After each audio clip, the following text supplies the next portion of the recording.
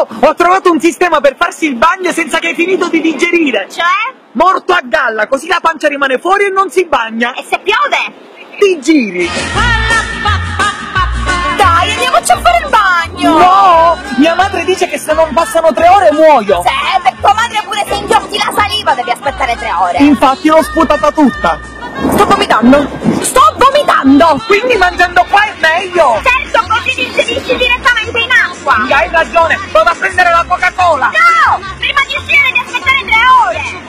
Giusto, io non vedo l'ora che digeriamo così ci facciamo un tutto bomba sotto l'ombrellone. Favoloso! Ma tu dici che funziona? Sì, ho letto in una rivista che la digestione finisce quando rutti e tu mi devi aiutare a ruttare. Ma io questa cosa proprio non ci credo! Ho ruttato! Ho ruttato! Mi posso fare il bagno! Ho ruttato! No, devi aiutare me! Devi aiutare me! Non si abbandonano così i compagni di rutto! Amore, aspettiamo un'altra oretta prima di farci il bagno! Dai, amore, ma abbiamo digerito! Abbiamo mangiato soltanto un piatto di pasta che hai preparato tu! Eh sì, ma l'ho fatto con la ricetta di mia nonna! Ma